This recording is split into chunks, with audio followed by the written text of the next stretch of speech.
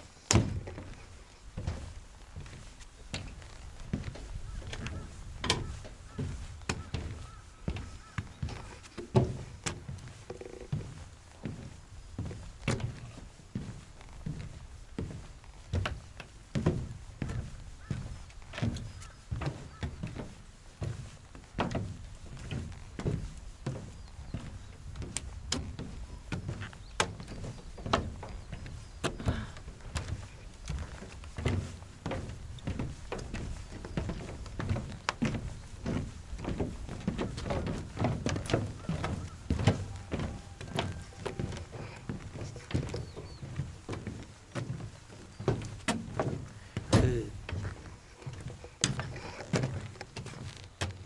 거미들이 보면 막 이동할 때 보면 그 똥구멍에서 그 거미줄을 길게 뽑아 내놓고 그 바람에 자기를 실어서 이렇게 이동을 하더라고. 그러니까 내가 아파트 15층에 사는데도 이 거미들이 올라와. 그러니까 그 바람이 불면 그 거미줄을 이렇게 길게 이렇게 거미줄을 길게 이렇게 만들어서 그 바람을 타고 15층까지 올라오는 것 같더라고. 또 그 개미들을 이제 어린 개미들이 이제 집을 떠나야 될 때 보면 그 똑같은 방식을 쓰더라고. 보니까 바람이 딱 불면 각자 자기 똥구멍에서 거미줄을 공중으로 확 이렇게 뿌리는 거야.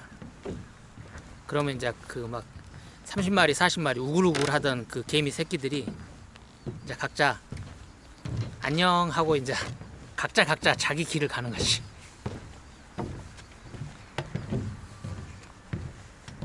그러니까 딱 목적지를 정해놓고 가는 게 아니고 그 바람한테 운에 맡기는 거죠. 운이 없는 놈들은 이제 그 이상한 데 떨어져 가지고 죽을 거고, 운이 이제 좋은 놈들은 이렇게 먹이 활동을 할 수 있는 곳에 떨어져서 자리를 잡는 것이고, 완전 운에 맡기는 거죠. 운에.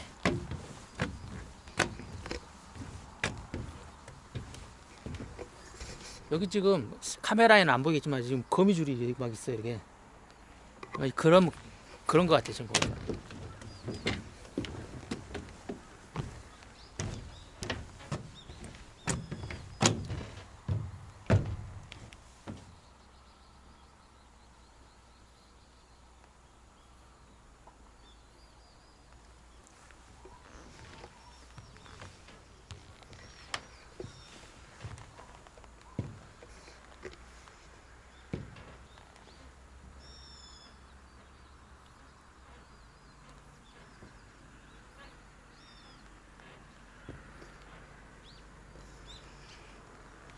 여기는 보면 올 때마다 틀린 것 같아.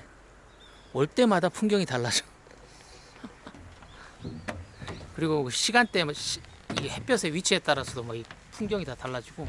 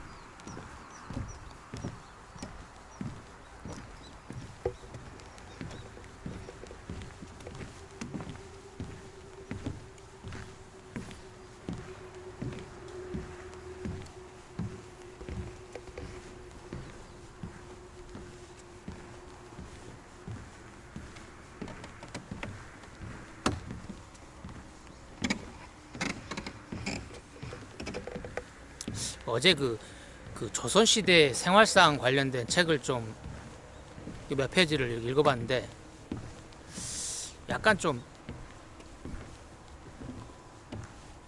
충격적인 내용이 있더라고. 이게 조선시대 그 노비, 남자 노, 여자 비, 그 남자 노비, 여자 노비, 노비 숫자가 이 전체 국민의 적을 때는 40%, 많을 때는 50%까지 갔대.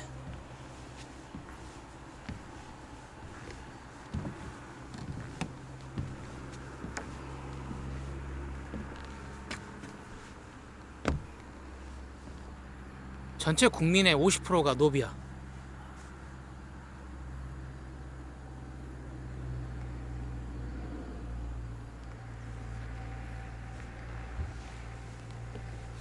이걸 어떻게 받아들여야 되는 거야?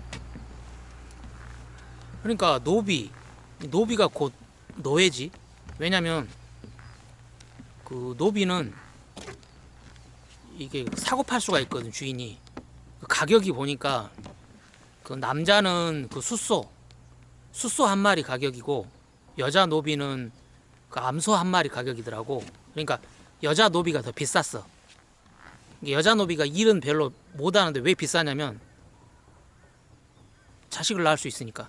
자식을 낳으면 그 자식도 노비니까. 그래서 여자 노비가 보니까 조금 더 비싸더라고.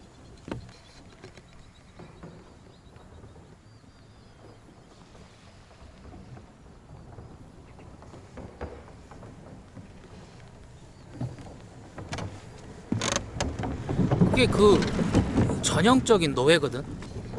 이게 노비들은 자기 개인 재산을 가질 수도 없고, 또 부모가 노비면 자식도 노비야. 그리고 노비는 아무리 열심히 일을 해서 자기 주인한테 이익을 많이 줘도 절대 노비에서 벗어날 수가 없어. 그러니까 어떤 사람은 되게 좀 마음이 좀 착한 사람이어서 자기 밑에 자기가 소유하고 있는 노비를 이렇게 평민으로 풀어주려고 해도 그게 그 조선시대 법으로 그걸 막고 있더라고. 그러니까 내 노비라 그래서 이 노비를 풀어줄 수도 없어, 주인이. 이게 법으로 엄격하게 막고 있어가지고. 그러니까 임금 정도나 돼야 그걸 면천을 시켜줄 수가 있더라고. 근데 그 임금이 그 노비를 면천시켜준 케이스는 전체 조선시대 전체로 봐도 그냥 그 100건도 안 돼. 거의 없었어, 거의.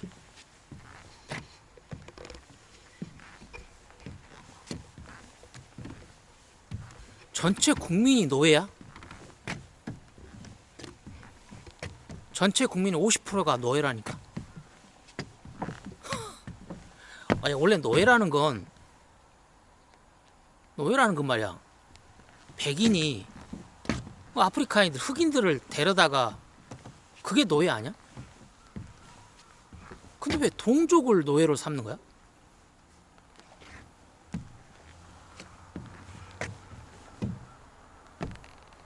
그래서 그 유럽 쪽에 국가 중에 프랑스인을 노예로 삼았던 게 있냐? 독일인을 노예로 삼은 적이 있냐? 물론 이제 금전적인 관계로 해가지고 그 돈을 다 갚기 전까지 집에서 이제 일 시키고 하는 것은 가능해. 근데 뭐 전체 인구의 뭐 40% 50%?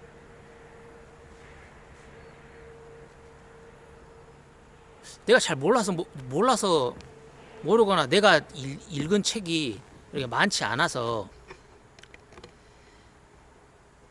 그럴 수도 있지만, 내가 아는 상식, 내가 지금까지 읽었던 책, 내가 지금까지 읽었던 세계사, 어느 책이나 어느 동영상을 봐도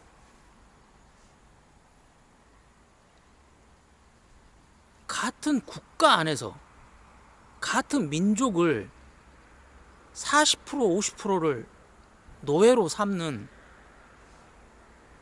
역사가 없어요, 역사가. 조선을 제외하고는.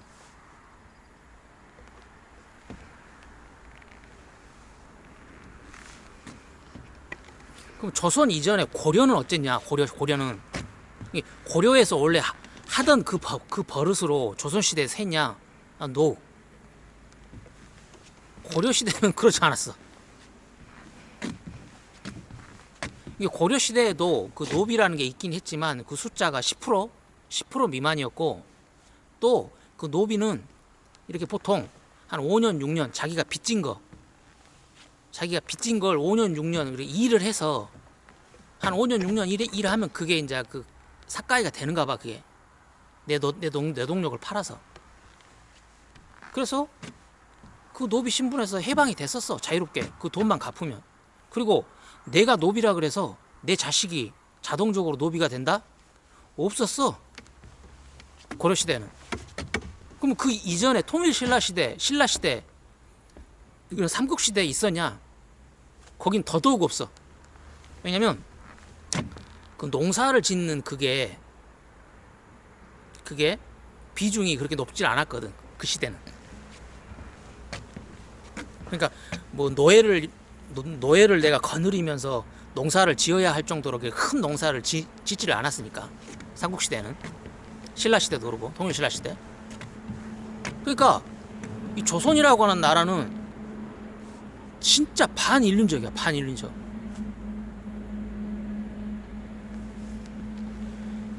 이 세계사를 통틀어서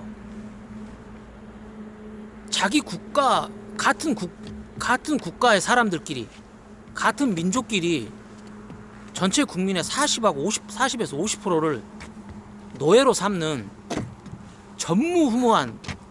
아주 전무후무해. 지금 보니까 진짜 그 조선시대 생활상이라는 그 책을 읽는데 와 진짜 충격적이더라고. 이게 어떻게 그럴 수가 있지? 근데 그 법 있잖아. 그 노비에 관련된 법을 누가 만든 줄 알아? 그 최초로 그 법을 누가 만들었냐면, 어떤 왕조일 때 만들었냐면 세종대왕 때 만들었어. 세종대왕 때.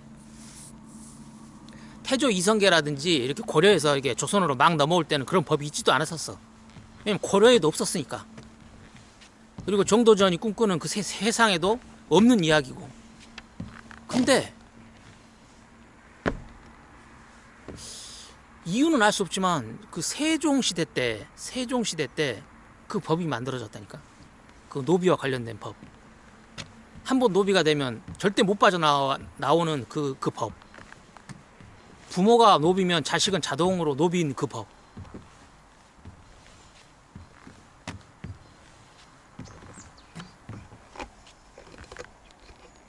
설마 세종이 직접 그런 법을 만들어라고 명령하진 않았겠지. 왜냐면 뭐 나란 말싸움이 달라, 뭐 중국과 어쩌고 저쩌고 하면서 뭐 백성을 어떻게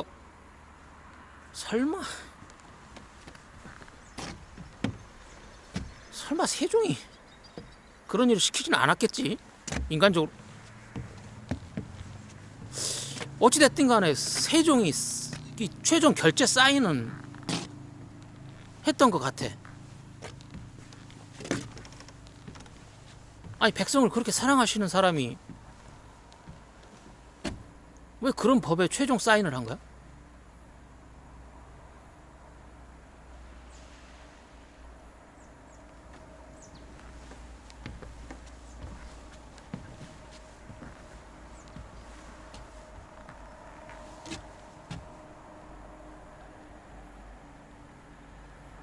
이 한글이라는 그 문자를 만든 것하고 그 노비 법을 만드는 것이 지금 너무 지금 이 상충이 돼. 극과 극이야. 극과 극.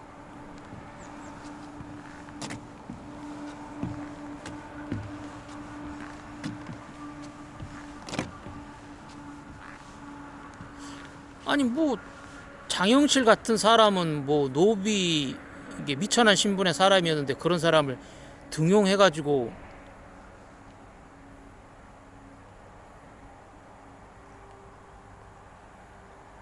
그랬던 사람이 왜 그런 법을 만든 거야?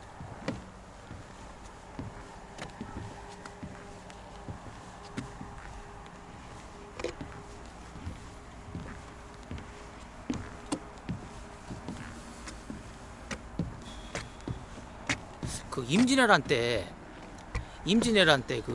그 쪽발이 새끼들이 이 부산으로 들어와가지고 이 서울까지 거의 한달음에 달려왔잖아. 그게 뭐 15일인가 16일인가 중간에 변변한 전투. 물론 이제 탕금대 그 부근에서 이제 그 무슨 립 장군이 하는 뭐 관군들하고 한 번 싸움이 있긴 했지만 그 싸움도 너무 싱겁게 끝나버렸어. 왜? 일본하고 전투만 생기면 그 조선의 군사들은 그냥 다 도망가 버렸다는 거야. 기록을 보면 다 도망가 버려. 이게 부산에서 왜구가 들어오면 거기서 이렇게 뭐 하루 이틀 3일 이렇게 저지를 해야 되는데 왜군이 들어오면 조선의 군인들은 다 도망가 버려. 근데 그게 조금 이해가 돼. 왜냐면 이 조선의 전체 국민의 50%가 노비야. 그 전장에서 그 싸우는 군인들도 그 대부분이 노비일 거라고. 그 지휘 계통에 있는 사람들 몇몇을 빼놓고.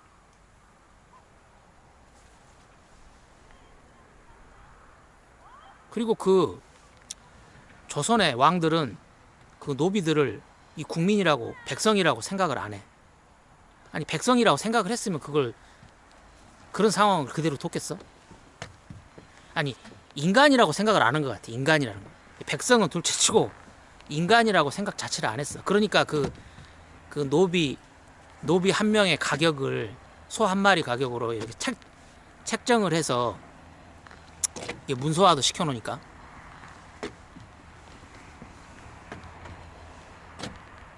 그러니까 어떤 노비가 자기 목숨을 바쳐서 나라를 구하려고 하겠어. 그 나라의 그 임금이라는 새끼는 그 노비인 나를 인간으로도 안 보는데. 그러니까 당연히 도망가 버리지. 군인 중에 이렇게 한 몇 명이 도망가야 그 도망가는 놈을 잡아가지고 이렇게 목을 쳐서 본보기로 보여서 뭘 어떻게 한다고 하지만 뭐 태반이 도망가 버리는데 뭐. 그러니까 뭐 싸움이 안 되지. 아예 싸움 자체가. 그러니까 일본이 뭐 조총이라는 그 신무기를 가지고 어떻게 했다고 그동안 나는 생각했었는데, 그렇게 이야기를 들었었는데, 그 조선의 그 국민 40에서 50%가 노비라는 딱 그걸 보니까 이제 알겠어. 그게 조총 때문에 그게 진 게 아니고 아예 싸움 자체를 안 한 것 같아.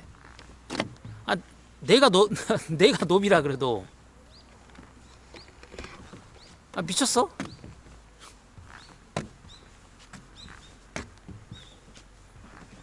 이게 조총의 문제가 아니었던 것 같아. 그 임진왜란.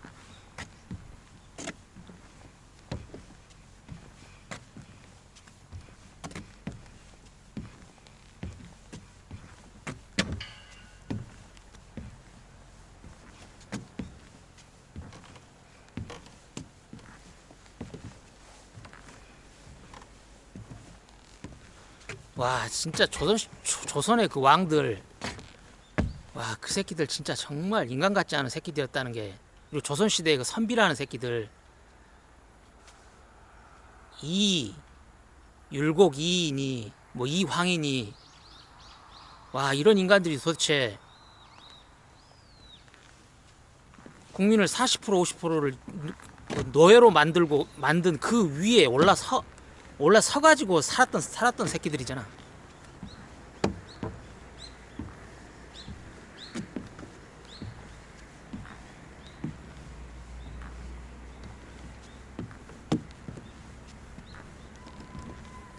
아니 그 뭐 우리가 뭐 이렇게 전쟁을 해서 일본을 점령한 다음에 그 쪽발이 새끼들을 잡아다가 그 새끼들을 노예로 썼다. 그러면 이해가 된다니까. 뭐 그런 이해가 세계사적으로 많이 있으니까 뭐 그럴 수 있어 라고 이해를 하겠는데, 아니 어떻게 그 좁은 한반도에서 그 당시 인구라고 해봐야 그 뭐 1000만 1500만 뭐 이 정도밖에 안 되는 이 사람들 중에 절반을 언어도 똑같고 생긴 것도 똑같고 또 이렇게 할아버지 올라가다 보면 이게 만나는 사람을 갖다가 노예로 만들어 버린다고?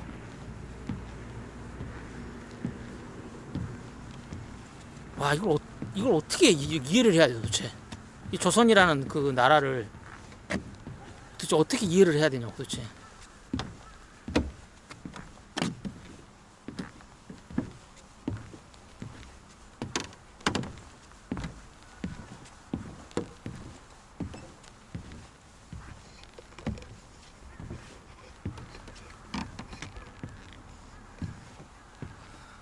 아니 그런 그 40% 50%를 그 노예로 밑에 깔고 그 위에서 만들어 놓은 그 조선의 성리야? 아니 개조시지 개조. 개조 같은 거지 그게 완전히. 조선에서 만든 그 무슨 뭐 달 항아리 이조백자? 아니 전체 국민을 40% 50%를 노예로 만든 그 상황에서 만들어낸 백자들, 그리고 그 성리학 문서들, 조선 왕조실록, 아니 개쓰레기지 개쓰레기. 그 개새끼들이 개새끼들.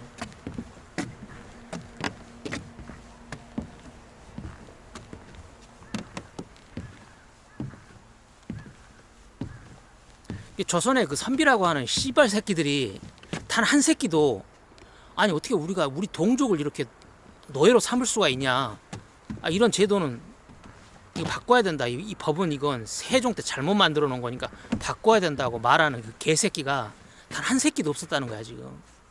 그 조선이 망하기 전까지.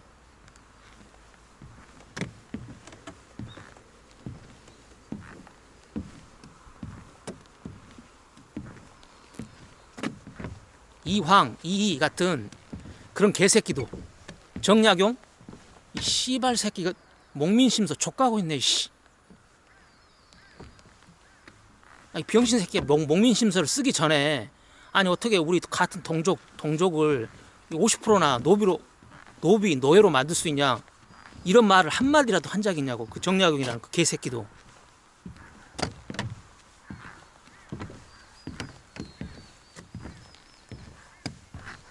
와 진짜 이건 뭐 어떻게 받아들여야 될지 모르겠어 도대체 이 사실을 도대체.